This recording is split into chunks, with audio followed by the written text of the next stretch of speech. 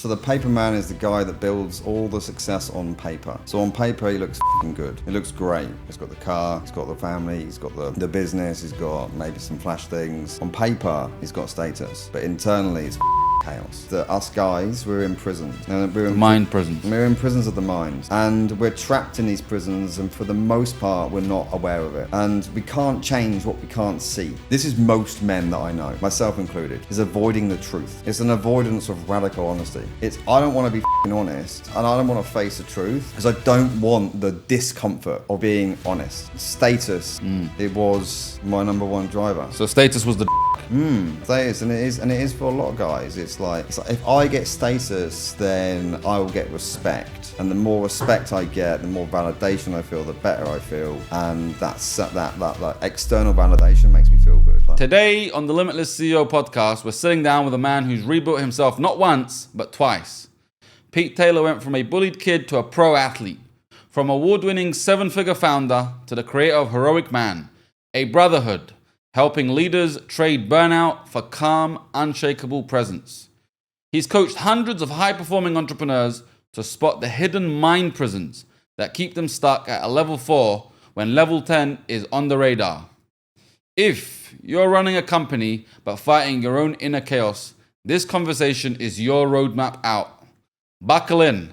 Pete's about to show us why real power starts from the inside. Pete, I'm so excited to have you here today. How are you doing? Thank you, man. I'm good. It's hot in Dubai, but we're here and we're in a nice air-conditioned room.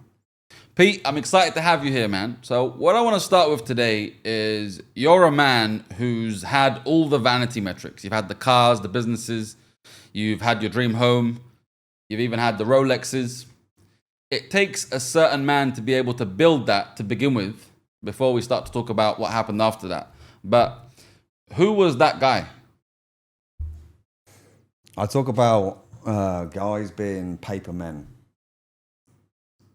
Tell me a bit more about the paper men. So the paper man is the guy that builds all the success on paper. So on paper, he looks good. He looks great. He's got the car, he's got the family, he's got the business, he's got maybe some flash things. On paper, he's got status, but internally, it's chaos. And that's what I did originally. Built everything externally, internal, complete chaos. So you was in corporate for 15 years, and what you're saying is you was just building that paper man. I didn't know I was building the paper man. In hindsight? Yeah, it's just like, in hindsight, you look back, I didn't know I was building the paper man. I was building what I thought society wanted me to build. I was building, essentially, the version of me that I wanted everyone else to like. So tell me a bit more about the positive traits, because everything is kind of like polarity, negative and positive. Tell me about some of the positive traits that the paper man, if that's what we're calling him, had that allowed him to build that. And the only reason I ask this question, because people at home are listening and going, I'll happily take a paper man if you give me the boats and the watches and everything else. So what positive traits did you have that allowed you to build that paper man? Discipline. You know, you can build a lot with discipline. You can build so much with discipline and consistency and a bit of grind and some hustle and get yourself down. So discipline is an incredibly powerful trait. And over the years, I looked at 3 different types of discipline. So number 1 is your structural discipline. This is the easiest for any man to get. It's your routines, it's your protocols, it's your habits. Morning routine, evening routine, daytime routine. Gym routine, diet routine, that sort of thing. It's structural discipline. Makes sense? What's your second? You said there's 3 disciplines. Second one? Second discipline is reactive discipline. The reactive discipline is how you react in a moment. So let's just say, for example, your wife walks into the room and she says something and it triggers you. In that moment, you have a choice. Your discipline can ensure that you take a breath, you step back, and you respond in an affirmative, positive way, or you could react, get pissed off, get triggered, have an argument, have conflict, right? So it's your reactive discipline. It's how you react or respond moment to moment. And the third type of discipline? Expansive discipline. This is the hardest discipline to get. As a man, you should be on a mission. And your mission should be much bigger than you. And the expansive discipline is that moment to moment to moment, you're consistently taking choices that are moving you further towards your mission, not taking you further back. Makes sense? Yeah, it makes a lot of sense. So now, the reason I asked that question is because technically, looking back at in hindsight, that was all kind of like a mask for the real traits. So what were the negative traits of the paper man that discipline was masking? Oh, fuck it. It's countless. There's reactivity. There's anger. There's over the course of probably 10 years, 15 years, I built the ability to completely suppress emotions and be very emotionless. Even in like intimate relationships, I could just disconnect, and that's unhealthy. It's not healthy in an intimate relationship to be able to do that. But I think as a guy, I wasn't taught the emotions were safe in the right environment, so I just suppress all that and just channel it into business.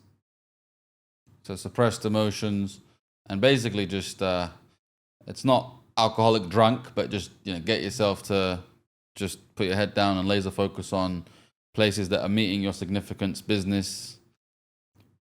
For a long time, status, it was my number one driver. So status was the Status, and it is for a lot of guys. It's like if I get status, then I will get respect, and the more respect I get, the more validation I feel, the better I feel, and that external validation makes me feel good. But it's the wrong way to think about it, because as soon as the external validation is punctured, or punched, or it falls down, you essentially lose your own self-esteem. And you lose your own worth, and you lose yourself. And it's crazy how much men will do for status, for validation, for respect. They'll lie, cheat, steal, do anything just to get that. So then, what was the moment? And I know that everybody has a moment. I have a moment where it wasn't that I woke up in that moment and everything made sense of what I was going to do, but there was a moment which we could call like the needle in the haystack, or the cherry on the cake. That was the trigger for you to transition, because you had a 7-figure business, and you basically shut all of that, and you decided to start the Heroic Man. So what was that moment, the trigger that got you to wake up and say there has to be more to life than what I'm doing right now? Yeah, I know the moment. I know the exact moment, and it was in October in autumn, and I was walking my dog in the woods. So I'll take you back to that time. So at that time, I was 2 years into owning up like a home in the country, a house that my garden was big enough that I'd sit on lawnmower. I had my nice cars, and my wife was at home, or soon to be wife actually was at home. I had a team of 20 people that used to work for me in my office, which was in Ascot High Street. So I had all these great things, and so I thought anyway. And I was completely running to the ground. I was doing 60, 70, 80-hour weeks consistently. That I was completely neglecting my relationship because my significance was purely put in the growth of the business. And I was spinning 127 plates. And I was micromanaging everything that was underneath me. I had this addiction to control. I had to control everything in the business. I had to have an influence on everything outside of the business. I needed control. But you can't control life. And I had learned that the hard way. So that October, which was 4 years ago now, I was walking the dog through the woods. I had my dream dog. I had one of those, a blue Staffy, the perfect dog I always wanted. And I'd walked that walk 100 times. And on that particular day, I was completely lost. Not lost physically, just lost in my mind. And I'm like, this isn't working. Like, I built all these things. I built what I thought was success. Yet inside, it's chaos. And I feel horrendous. And I'm about to break. Something's got to change. And it was in that moment. It was in that, I was like, this is it. I'm out. I've got to get out of that business. So what was it that flipped the switch? Tiny thing. One of my guys that worked for me, so it's a Saturday morning, one of my guys had messaged me, and I'd seen it on my WhatsApp, saying, Pete, I'm pissed off at the software's broke, I'm working on my weekend for you, and the software's not fucking working, da-da-da-da-da-da. And I was like, this, what am I why There's am got I... to be more to life. Yeah, like this is, it was a tiny thing, but it was like the straw that broke the camel's back. And then what was the first thing you did when the switch flipped? I decided to have the conversation with my business partner that I'm going to leave. And then that was that.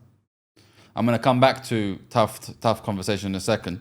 So then I find really that's very interesting because I've got a quote by you here that says, until you make the subconscious conscious, it will dictate your life and you will call it fate.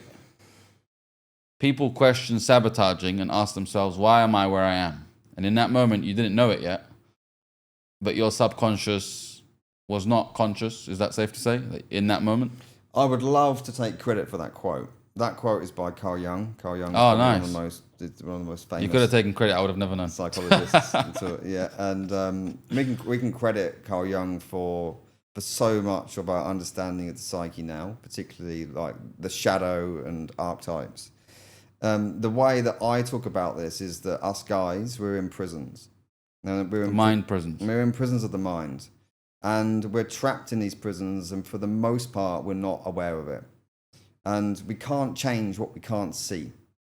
So to begin to dismantle and dissolve the prisons of the mind, we have to bring super awareness to them. We have to dig deep and excavate internally to figure out what the is going on. Right? So for me, at that time, I was stuck in a prison of control. I was stuck in a prison of mistrust, and I was absolutely stuck in a prison of rejection. So I had an addiction to all of these things, but I didn't know it. I was unconscious of it.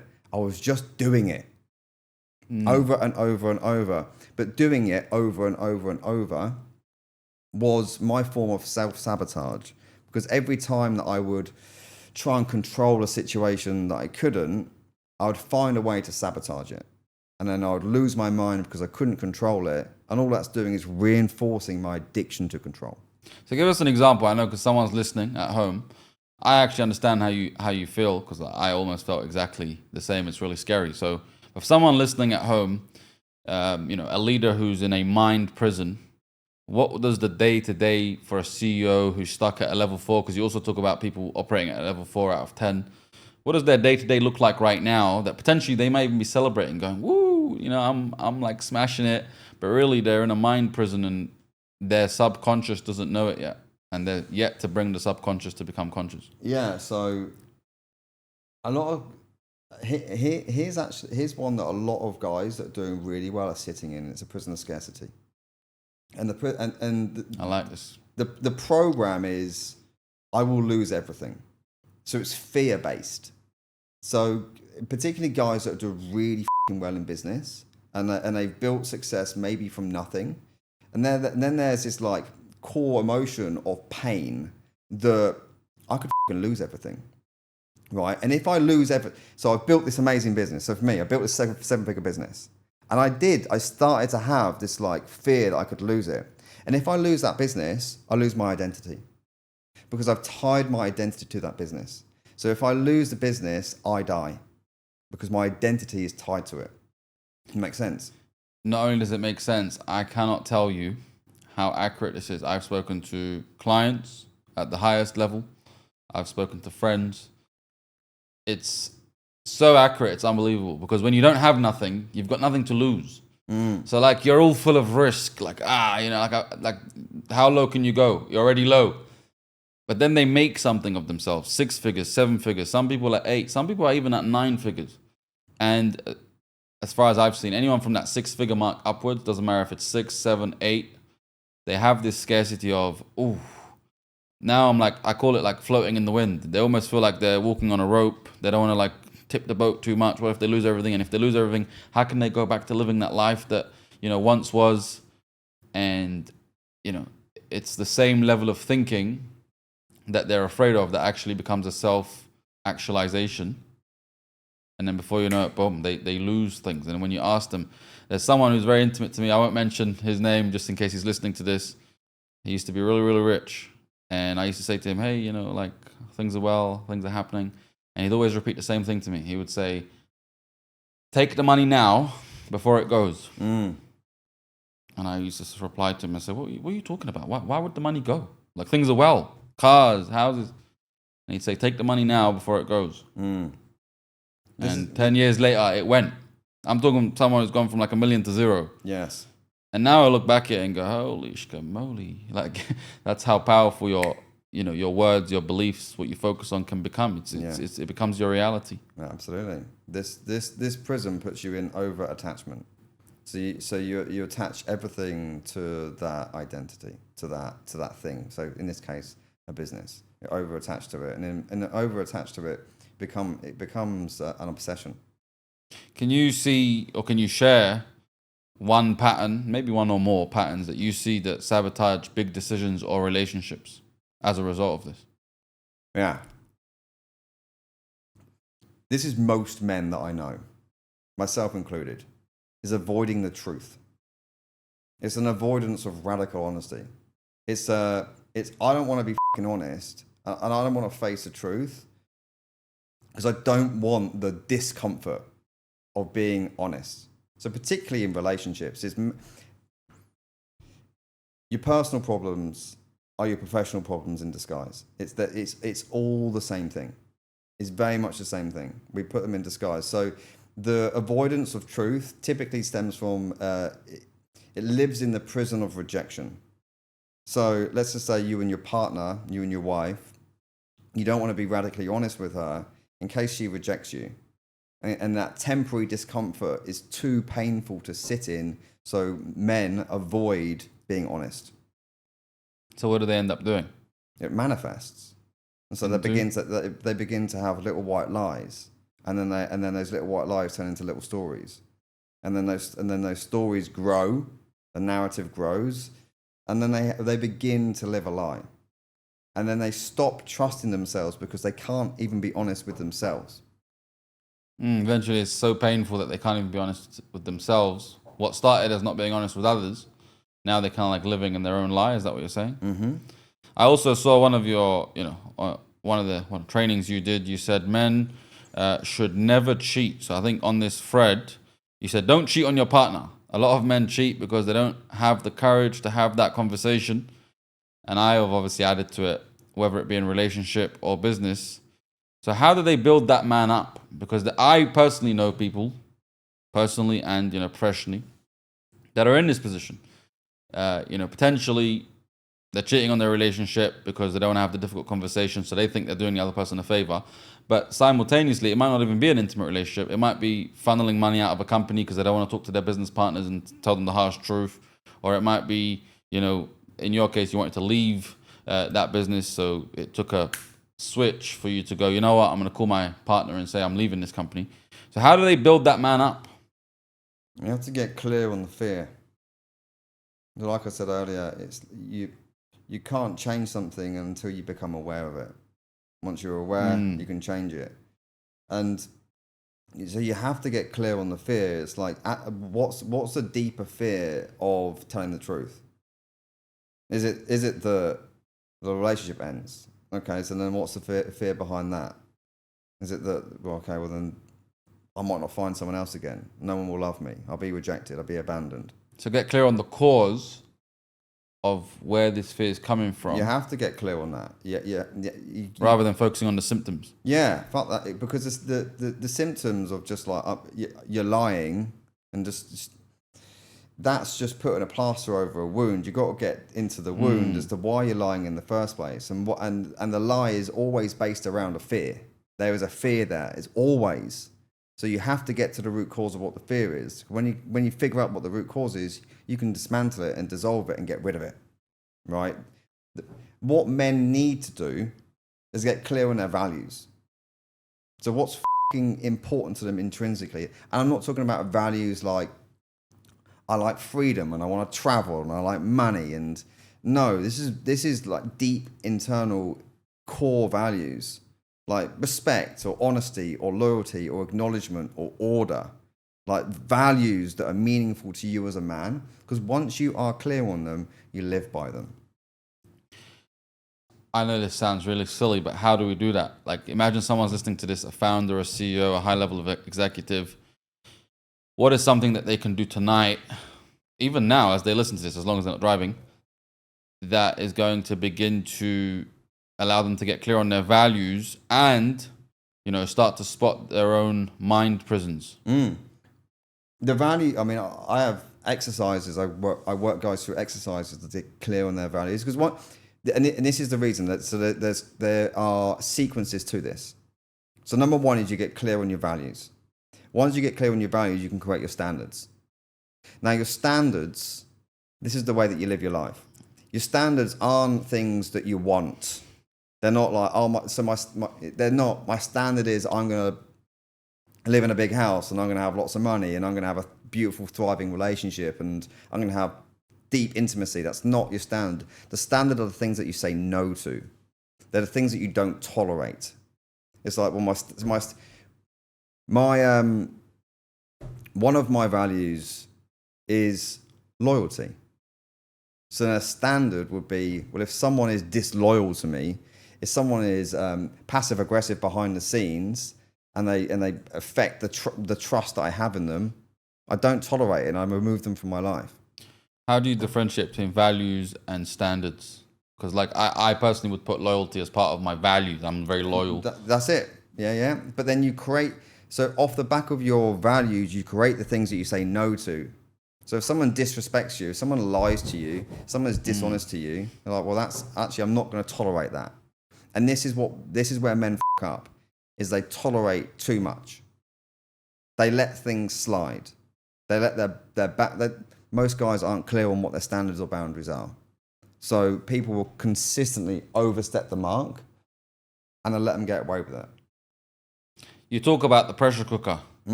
Tell me a bit more, because technically we could segue from why did they allow people to get away with stuff, and obviously they become like a pressure cooker until they explode. Why do they do that? Many reasons, but the big reason for guys is to be liked. They want to be liked, significant, status, everything else that you was mentioning earlier, basically status, validation, respect. They want to be like many men, particularly guys 30s, 40s, 50s, in like now, they were raised by their mothers. Right? So many guys raised by their mothers. And then are we talking single mothers? Just to clarify. Yeah, it could be a single mother, or could be the dad's out working and then dad's maybe distant. Maybe emotionally distant, maybe physically distant. So then the core responsibility of raising the child, this isn't in every circumstance, but this is quite a large part of the population, particularly in our era, have been raised by mothers.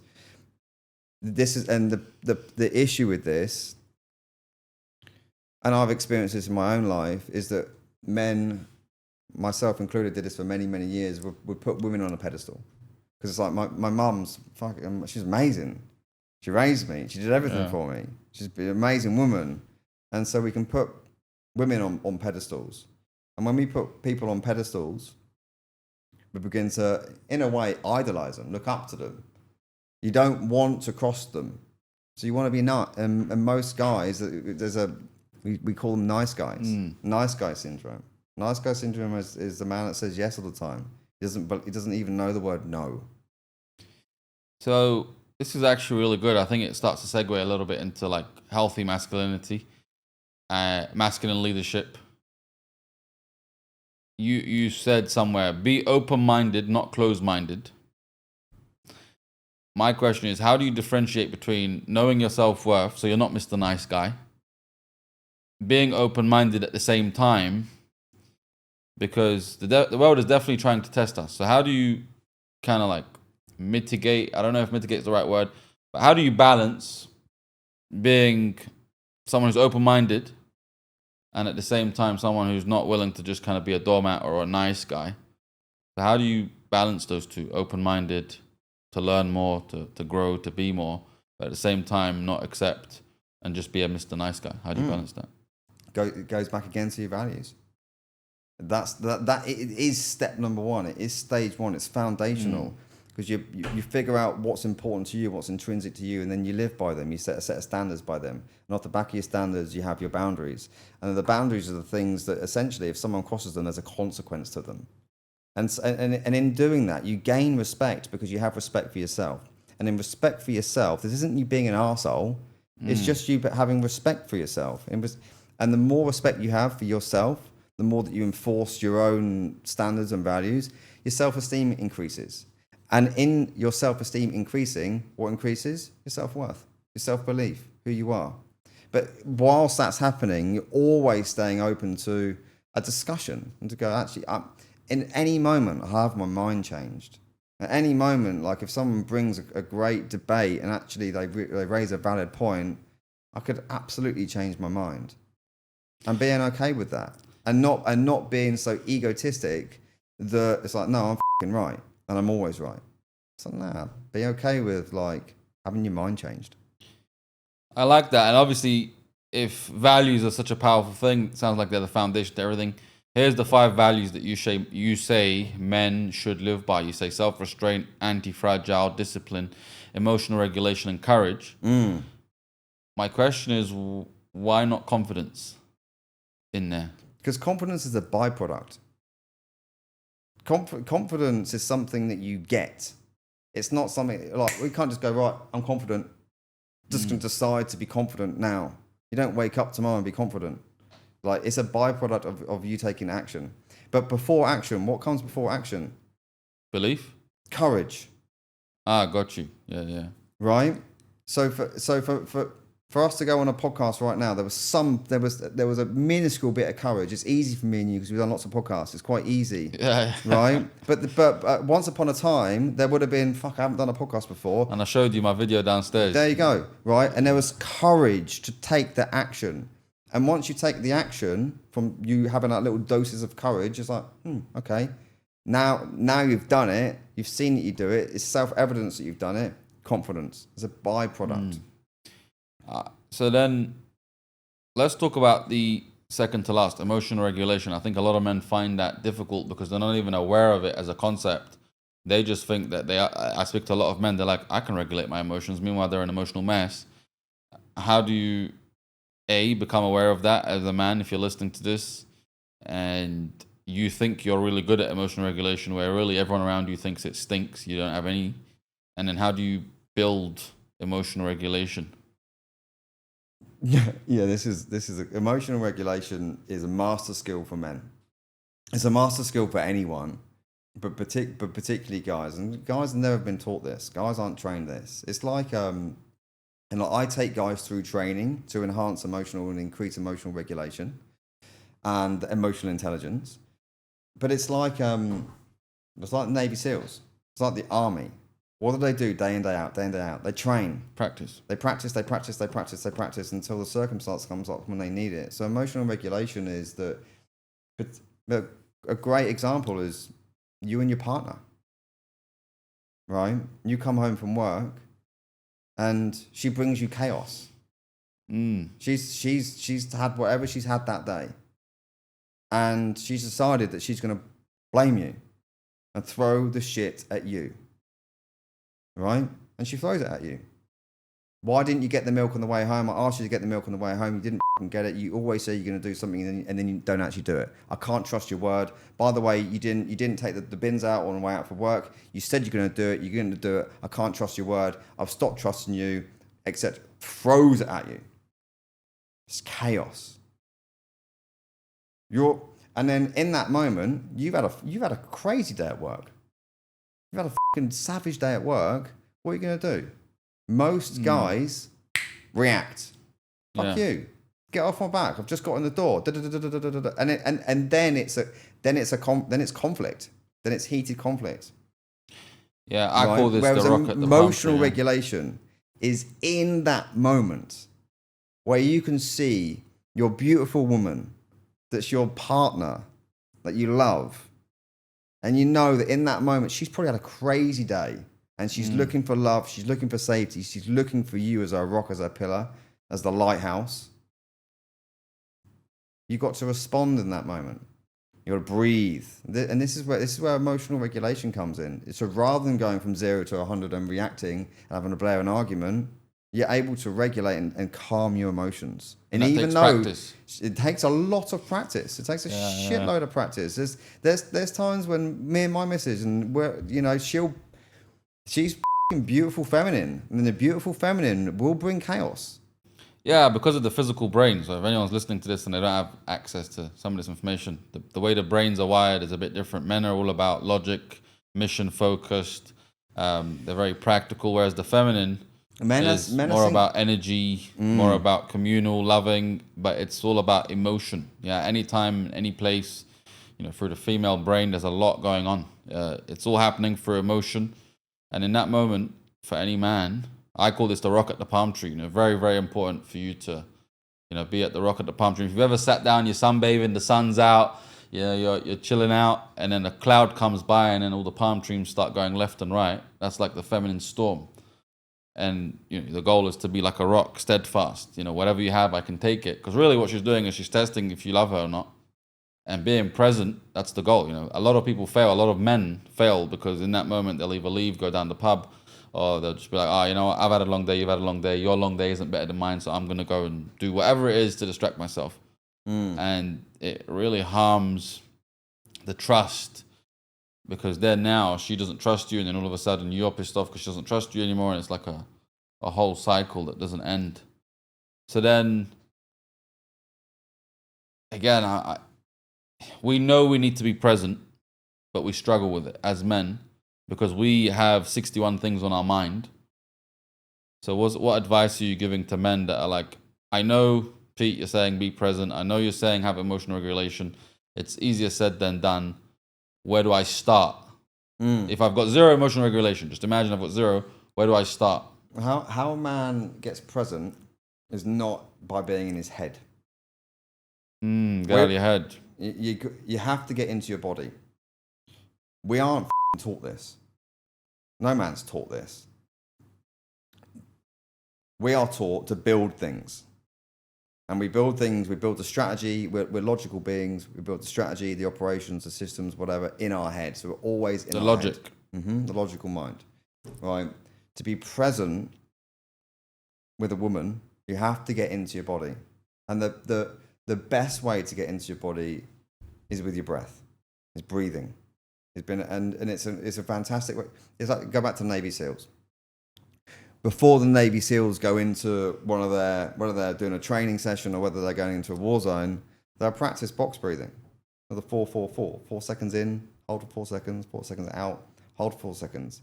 It's a form of regulating your breathing, which regulates your nervous system, and it calms it down. And it puts you from your mind, or begins to put you from your mind into your body. And you change your brain, you change the state that you're being in, right? That's where you start. So like, some of my advice to guys is that, and it's a really, really easy practice, is actually where it's when you're sitting with your woman, is just to slow your breathing down. Like witness your own breath and slow it down. Try and go for like 6 to 8 seconds on the out. Just really just relax, basically. Yeah, you relax your own body. You're able to get in. You begin to get out your own mind, and I guarantee your woman will notice it. I'll try that today. Try it. Yeah, particularly when you're hugging your woman, when you're giving her a cuddle in bed. Slow your breathing down, and feel her. She'll drop in. She'll get softer. She'll get sweeter. She'll drop in because she'll feel much more safer. Whereas if you're like, right, or you're breathing heavy, you're breathing fast. That's a heightened state. That's not safe. That's an energetic state. It's not safe. Slow, grounded, steady breath, safe. Yeah, 100%. I think a lot of the times it comes from a lack of what's called transition time. Actually, the top 3 ways, I don't know if they're like the top universally, but three ways to reclaim your masculine, which is a lot of the times why arguments even start, because number one, the man isn't clear on his mission. Where is he going? So he's just all over the place, and now his woman starts to... I've seen this a lot where someone's just sold their company or they've just been fired and they're just doing absolutely nothing. They're not clear on their mission. All of a sudden they compete and fight with their partner. So reclaim your mission is number one. Number two is, like you said, breath, but it's also about using your physicality daily. It doesn't matter if it's a walk, if it's a run, if it's sports. You do Brazilian Jiu-Jitsu, and obviously I can tell you've been going to the gym, unlike myself. And the third one is actually the most important, is a lot of the time we're just go. We're going to go from work, home to the friendship circle, from the friendship circle back to like networking, to doing this podcast. And what we never do is take that 5-10 minutes that it might take. If you think about the olden days, you had the warrior coming home from war. He'd have blood all over him. He'd have his armor on. And he might take that 5-10-15 minutes to transition out of the warrior and the king mentality back into the magician and the lover mentality. And that might be 15 minutes where he can just take his armor off, and so he can go back in and interface with his family, with his queen, with his kids.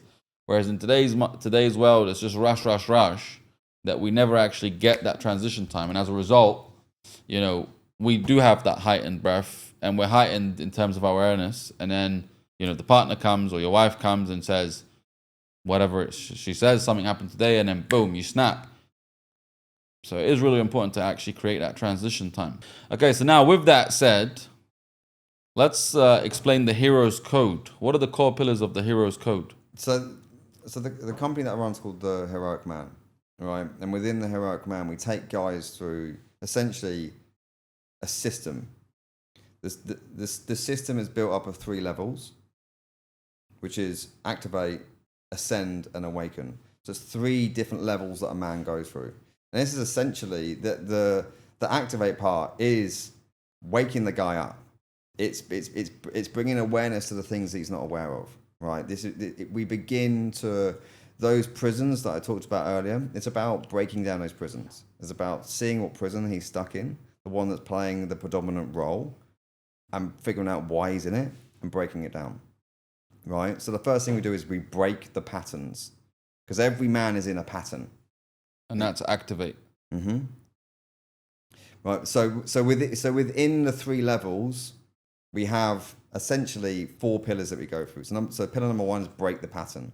So this is where the guy will self-sabotage. We'll look for the patterns and we'll break them. Second part of it is build the structure. This is your routines, your rhythms, your systems, your protocols, your disciplines, your habits. This is like guys need structure in place, and this is building solid structure in his life, right? Third is set the code. Now, setting the code is the values. It's his vision.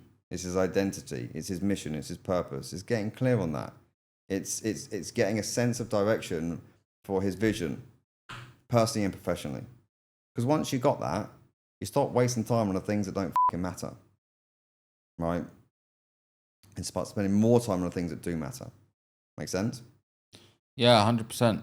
So then, which pillar from the heroic code moved you the most post-divorce, post-7-figure exit? The first.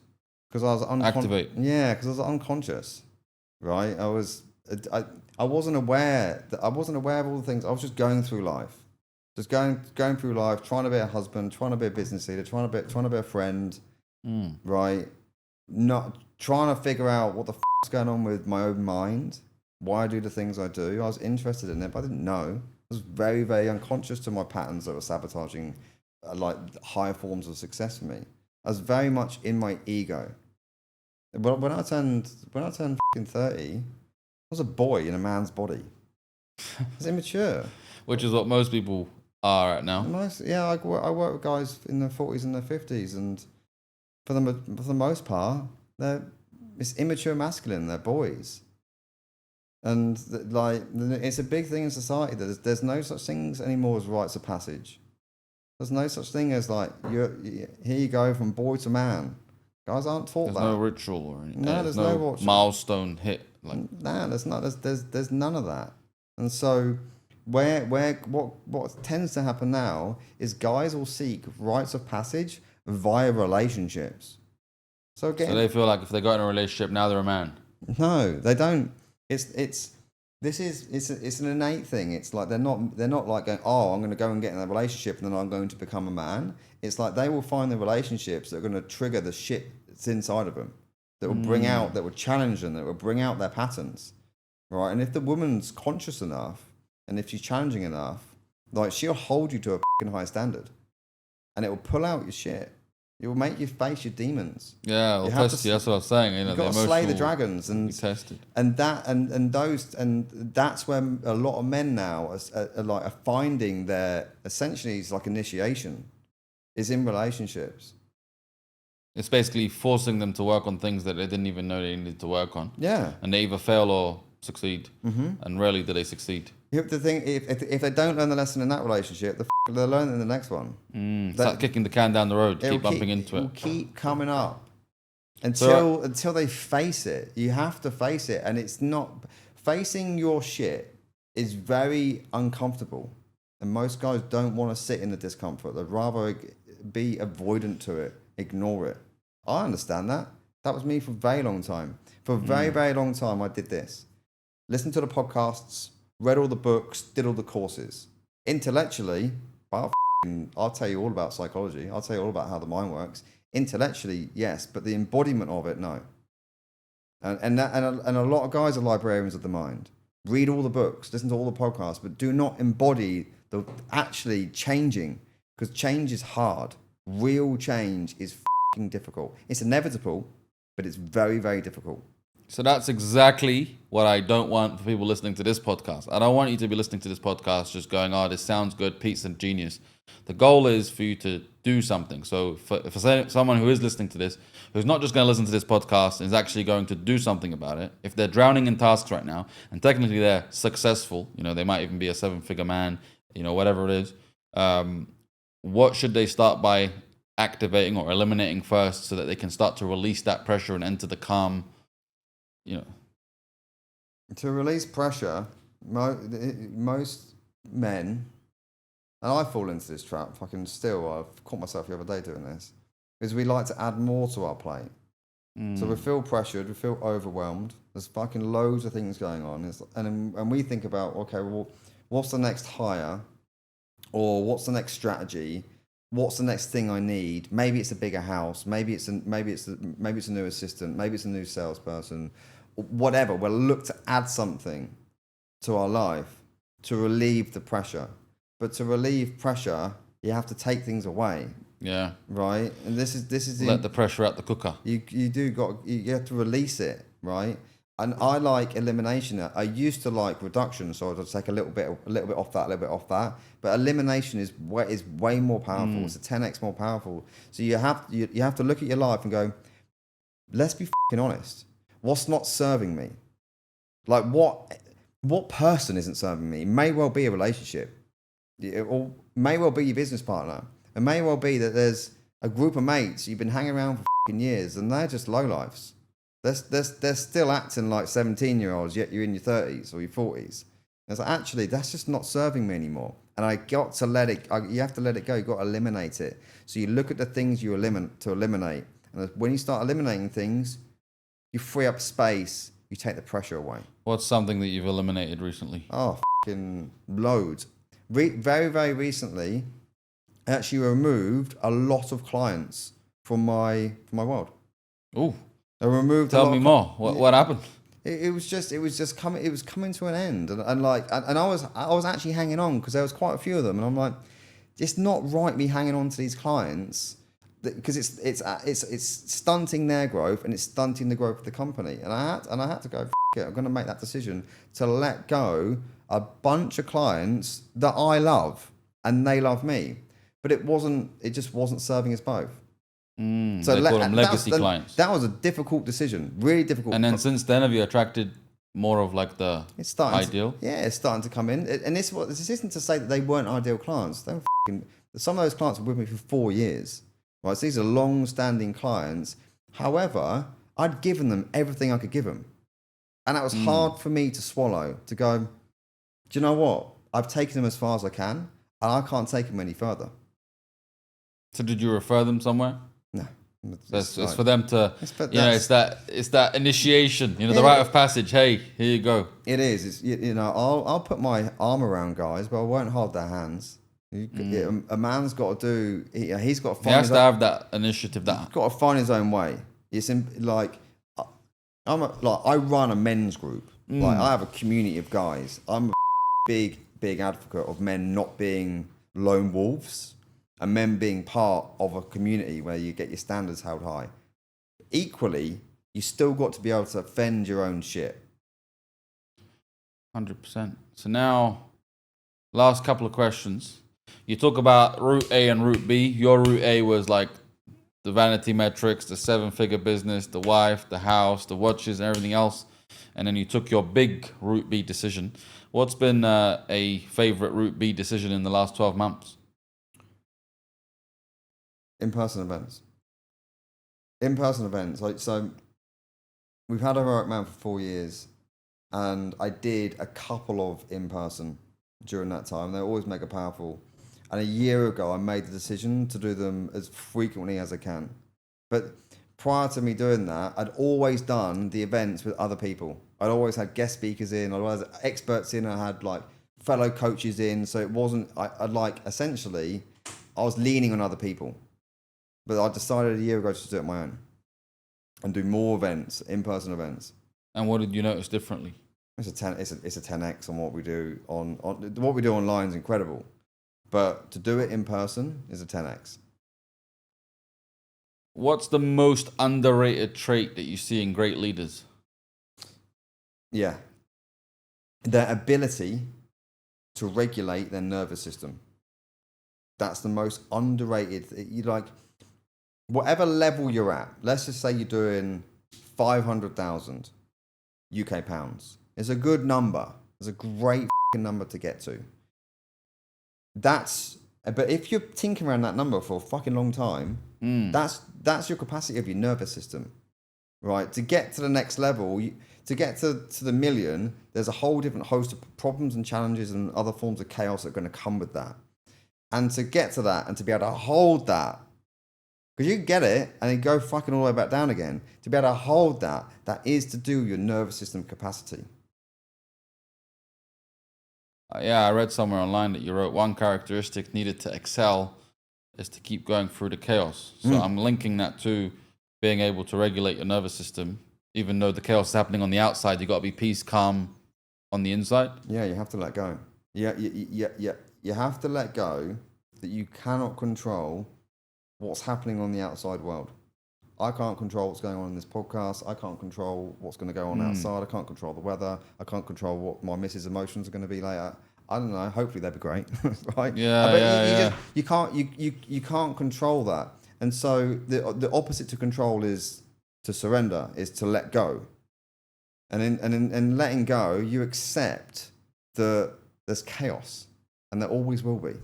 And that's why, again, something else you wrote is emotions don't serve you when you're making business decisions. You need to detach from them. And that's why your clients pay you, because you're not as emotionally attached as they are. So you're like their external nervous system, if you call it that. Yeah, absolutely. When you get emotional with business, it gets very difficult. It gets extremely difficult when you get emotional in business. So for the most part, you do have to detach and you have to make logical decisions.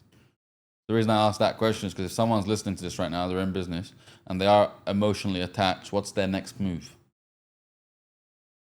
The next move is to ask yourself, what's the real cost of you staying emotionally detached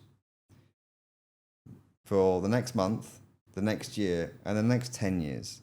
Because you know what? If I stay emotionally attached to this outcome, to this client, to this customer, to whatever the situation is, and I hold that, what's the real cost if I keep doing that over the course of the next 10 years?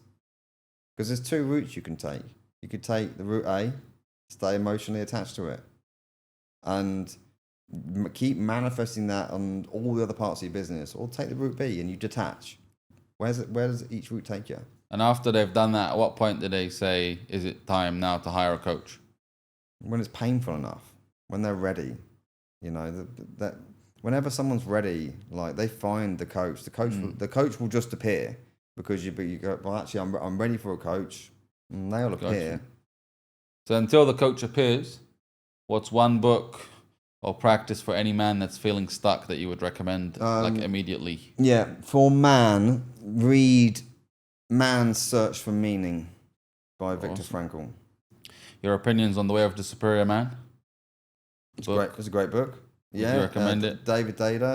It's a phenomenal book that it was written quite some time ago, and times have changed. However, many of the principles in that book are fantastic, particularly for men in relationships. It's a fucking fantastic book. I'd highly recommend it. Me too. I highly recommend it as well. So my last question is, the heroic man. You're on your second mountain now. In your vision, what's the vision for when the heroic man is at 100,000 men? The vision is, well, it's just the ripple effect. It's like men need men and men need strong men. And when they're around strong men, they become stronger. And then they become a better husband, a better father, a better leader. And it's a ripple effect to that. And their women feel better. Their children feel better. And it's like, then that spreads across the world. Well, it's definitely been outstanding having you. I've also learned a lot, and this is actually some of the stuff that I preach myself. And honestly, you've taught me so many things, especially about the 3 types of discipline. If and when you feel aligned with Pete's message, do follow him on Pete_Taylor. Is that your Instagram? Yeah. And he's got an amazing free training. It's free. You can just click the button either through his bio on Instagram, or you can find it at heroicman.com/heroes code. It's a free training. It's about 16 minutes long. Yeah, sure. And it's honestly an amazing training. Thank you very much again for listening on the Limitless CEO podcast. Discipline or regret, you get to choose. It's your move. Thank you again for listening. And take care and have fun.